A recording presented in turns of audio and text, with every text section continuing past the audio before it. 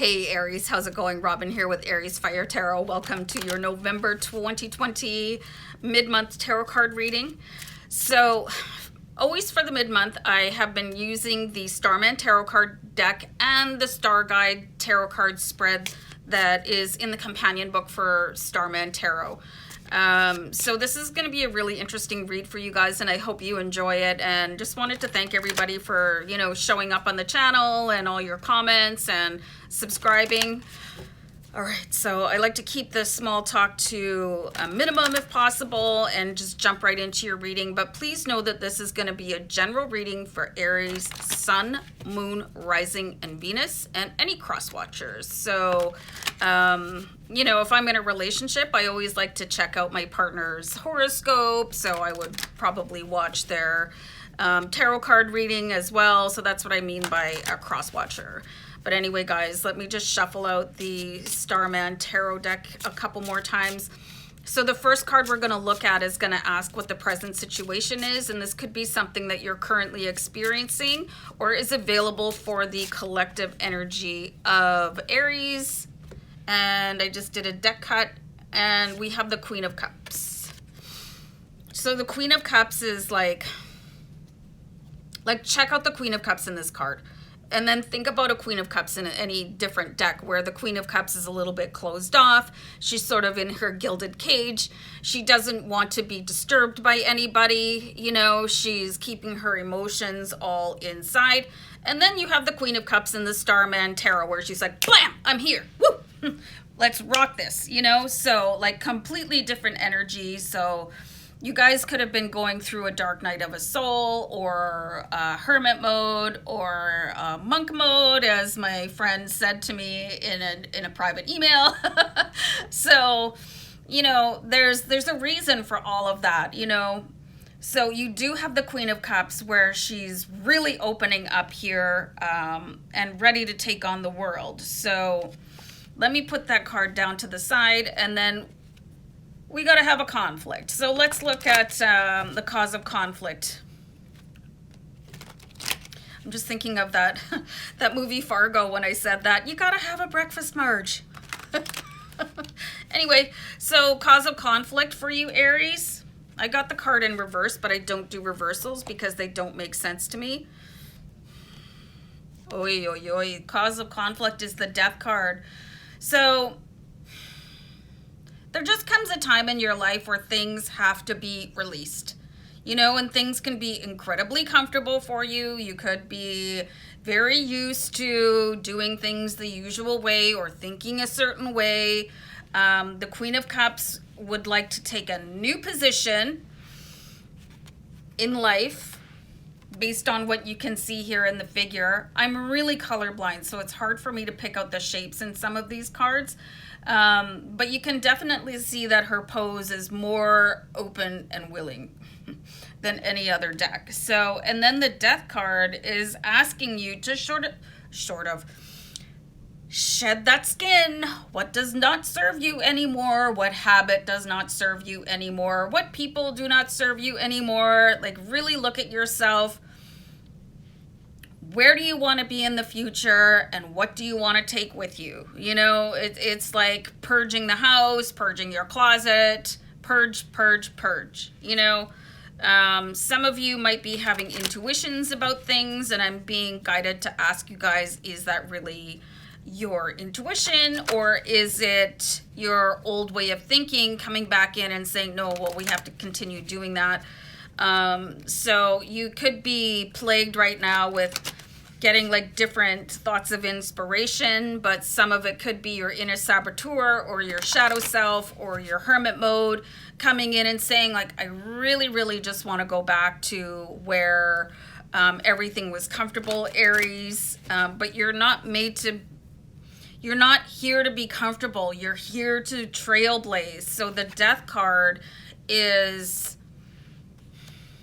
wants to keep you in your past routine. But your past routine, how successful were you or are you based on your past routine, your past habits, your past thought processes? Where have they taken you? Are you where you want to be? It's time to start making some difficult choices. You're not a creature of habit, but you have been, okay? So it's time to start creaking the door open on your new life. I had to write that down and take a sip of tea. So the next card is going to be really helpful because it's going to give you changes that you can implement in order to face this challenge. And the challenge is walking away from your old life or pieces of it that don't work for you anymore. So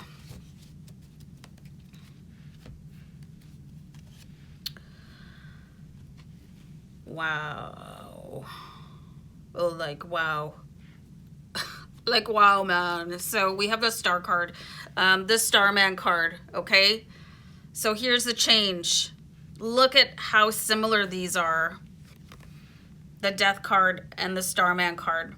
So in this deck, the Starman card it represents the Magician card. So when you start to leave what no longer serves you behind, you're giving rise to the power within you, which is the Starman card, which is the Magician card. So it's really important to know that society trains out your love and light. It can bury the magician within you. So being held behind this really comfortable repertoire of like friends and family and rituals and habits that might be comforting, and you could have been practicing them for years and years and years now. They probably kept you in that closed down Queen of Cups mode where everything, I'm going to take everything as if it was meant for me and just show everybody my gilded perfect self and be unflappable, and seeing that as sort of the biggest challenge of your life, where it's not. It's not. The biggest challenge of your life is shedding that part of you and like letting it be the support for you so you can move on forward and let the magician rise within you. Pretty powerful stuff here.